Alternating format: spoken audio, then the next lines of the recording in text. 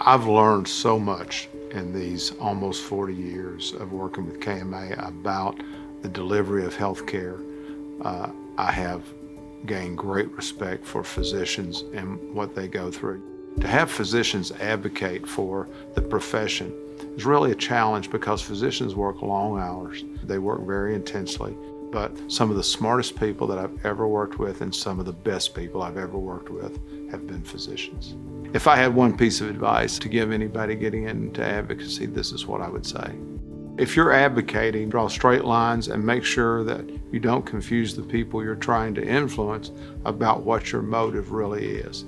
The other thing is to listen. I think that listening and learning is one of the important factors of being able to do this type of work. I've tried over the years not to get distracted upon things that were not my business or that I really shouldn't be involved in. I stayed focused on those clients, particularly the KMA. I'm so excited to be the recipient of the Deborah K. Best Outstanding Layperson Award. There are so many people that I'd like to thank. The LQAC chairman come to mind.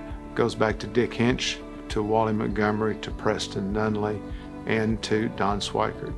And I got to tell you that Don and Nancy Swikert strike me as being the model couple for their commitment to organized medicine and what they've done. KMA has been blessed with good civilian leadership too at the right time. Going back to Bob Cox, who hired me, and to Bill Applegate, who was a prince of a man.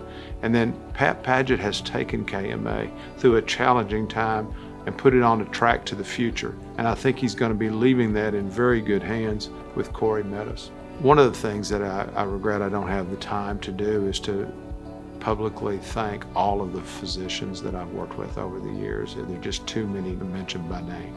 I've been so proud to represent this organization, which I consider one of Kentucky's finest, if not the finest professional organization.